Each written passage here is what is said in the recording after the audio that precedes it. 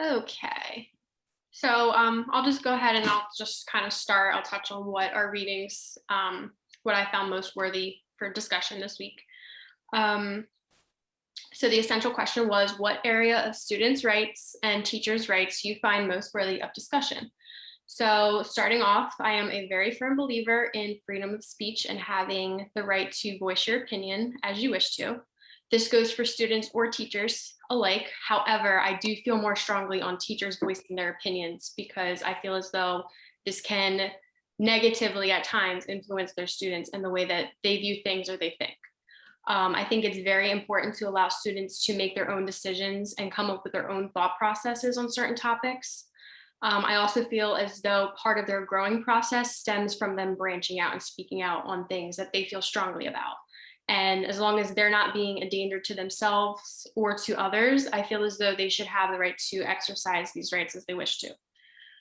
The one article, the free speech rights of public school teachers in Washington State. That article really helped me understand where the law protects teachers and where it does not. Overall, I think it's really important to monitor everything that you say and how openly you're voicing your political or religious beliefs, and just use your best judgment as an educator at all times. 100%. Yeah. What was the other one? And then the case on the Central Park Five. I think that there's some things that should always come into consideration, and I think the biggest one is the age of the students that you're teaching that kind of a thing to, and just their overall maturity. So I think in that case, the students were in 9th grade. So I feel as though at that point they should be mature enough to handle that. So I didn't feel as though there was anything wrong with the teacher bringing that up, and talking about it. I think that as long as it applies to an overall topic that's being covered in the curriculum, that's a great, life lesson and learning. It's very good for the students. I think that would be engaging for them, and also would teach them a lot about the public law system. So yeah, and it would also be a good way to maybe get them to open up and talk about how they feel on that matter, and exercise their freedom of speech there. So yeah, generally that's kind of what I got from this week. Yeah, I was gonna say like the same thing, that freedom of speech was gonna be my like most important like takeaway, I guess, from the week, and it was mostly because of that article, the Supreme Court case, like that one that you were talking about, and like I completely agree with you that the age of the students is definitely something to consider. But as far as that situation, like again, like you said, they were in high school, they were in 9th grade, and like I understand that it's like a hard thing to talk about, but I don't think you should necessarily like not talk about the hard topics, because that doesn't make sense. You have to teach your kids like hard lessons sometimes. And yeah, it was just like sad, that story, that like the way like she was just like treated for teaching that. And like it was just her, it was really just like freedom of speech situation. And I don't think that she should have been like penalized. Maybe like a way to avoid that, it would be like signing a consent form or something to the students, parents, if you were worried about that. But like, I don't think she had to be penalized for that act, because I didn't see the issue as well. I agree. I also agree. Like, I feel like in a way, because you start talking about like sex ed in high school, I know that's like a big topic in high school. So like that sort of topic does come up in conversation. Like it happens, unfortunately, but I like, again, it is their age. Like you do have to worry about age and like the appropriateness of it. But, if they're going to be taught like sex ed and stuff, like, maybe a story to back it up or something should be okay. Yeah. But yeah.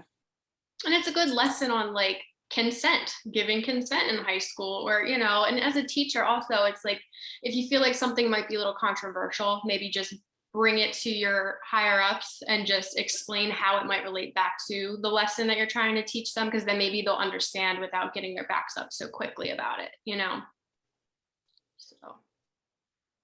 Like, Yeah, that's a good point. Yeah, I agree with all of you guys.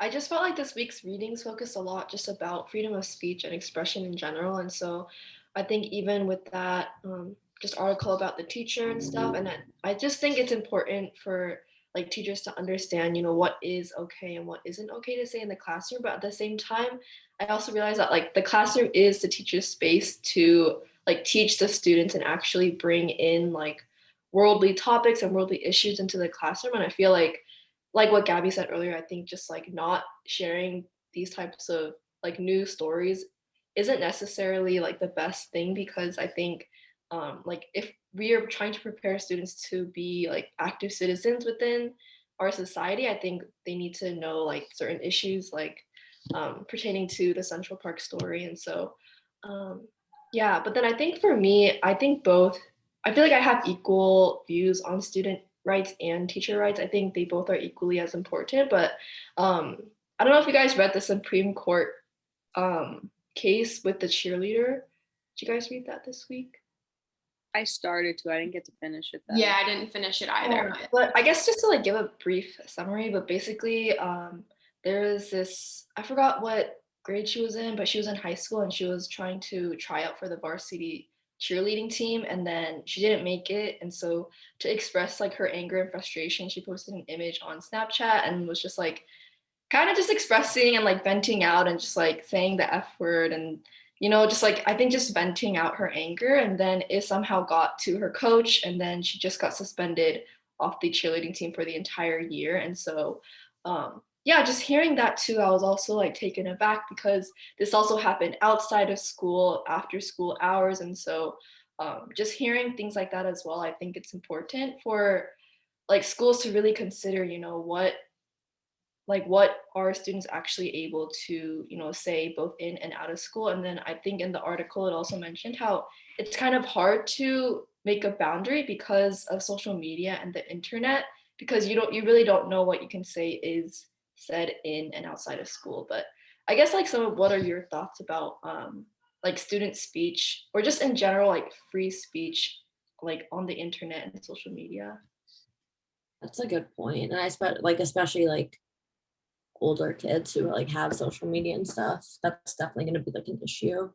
But I think that, I mean, there obviously has to be boundaries, and like maybe if like the student is harming themselves or someone else, like it's a different situation than just like saying something that, like swearing that maybe isn't like not in an offensive way, or directed to someone, like I honestly don't even know where to begin with that, because I feel like there's such a fine line, and like I don't know, there's just too many instances where I think that like rules can be kind of like mended. So that's a really good point, because I honestly don't know the answer to that. But social media is definitely something that like our generation of students is going to be like faced with, like even more so than like when we were in school. So Yeah. I don't know. That's a good question. Yeah, and I feel like her getting like suspended off of the team, that might be a little bit harsh, just considering she was upset about it. That's her way of expressing herself. And I think, obviously freedom of speech is one thing, and then self-expression is a whole other thing. Everybody has feelings, sometimes we don't channel them the best, especially when you're young, when you're a teenager, people say and do things, and then once you get older, you're like, oh, why did I say that? Why did I post that on social media? Like, it's it could be cringy sometimes as you get older and mature more. But yeah, to be suspended for something such as cursing, I feel like almost everybody, especially in high school, they're doing that. So yeah. And I also feel like we were taught in a way like that social media is you use it for like to express yourself and to like show who you are. And like I get it, ranting may not be it. And like I know that we're also taught like not to like give it a minute, like cool down before you like say what you want to say or whatever, just then it's not based off of emotion. But like I can see her wanting to, like, I don't know, is that any different than if you texted your dad or your mom saying the same thing, like that you were mad about it? Maybe she's just using a platform and just saying what she wanted to say. Like, I don't know why that was like, it's like she was just saying what she wanted to say. But like I guess cool it down a little bit, not so much of emotion. Yeah, I mean, that could have been used as like a life lesson thing, like, instead of getting angry and venting on social media, like let's just take a moment, calm down, talk rationally. I mean, go to the coach directly, tell her how you feel and try to work it through. But then, like, you're almost fighting yourself by reacting that way. Now there's no chance you're even going to be able to get on the team now, so yeah. So It also has like a lot of it has to do with like we're talking about freedom of speech, but like freedom of expression as well. It's such like a pivotal time, I think, when you're in like middle school, high school to like express yourself and you're just like figuring out how to do that. And there's like a lot of things about like I guess like swearing is one of them, but and like freedom of speech in general, but like if we're giving students more leniency on like clothing or like you don't need like gender roles associated with different clothing, like I know that that's like definitely something like great that's happening now is like that students can like wear what they feel comfortable in, but like I think with that you have to kind of be more open about different conversations. So when I was reading I'm going back a little, but when I was reading that Supreme Court case, it's kind of like if we're like kind of like moving along and like becoming better like more tolerable with like clothing and dress codes and things like that, then we have to be more tolerable about what we're talking about.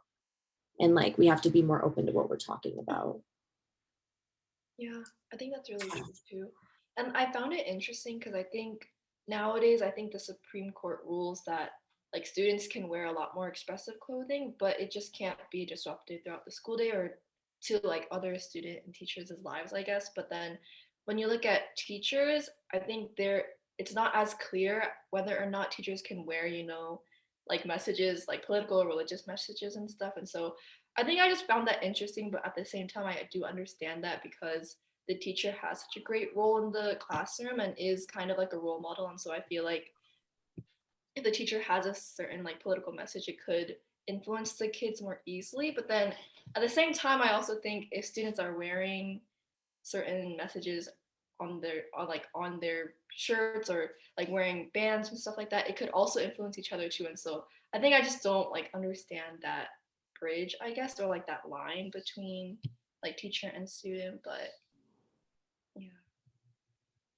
Yeah, there's definitely a lot of gray area with all of that, And that's why I think the Washington State article kind of helps with that a little bit, but still it does get kind of confusing. Like, even if you're a teacher, like you're still a human being, you still should be able to express yourself freely and all of that. But I think it's just being a little more just, taking a second to like think, is this sending a positive message? Is this something, I want to portray as an individual to my students, that kind of a thing. Yeah.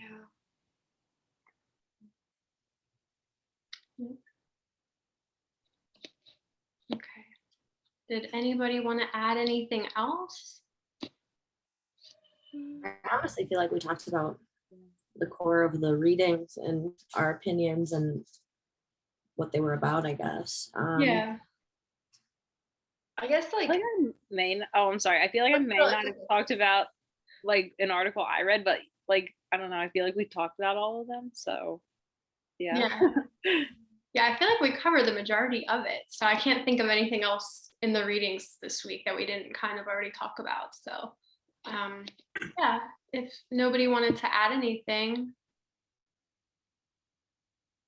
Good. All right, I'll stop recording it now. Hold on.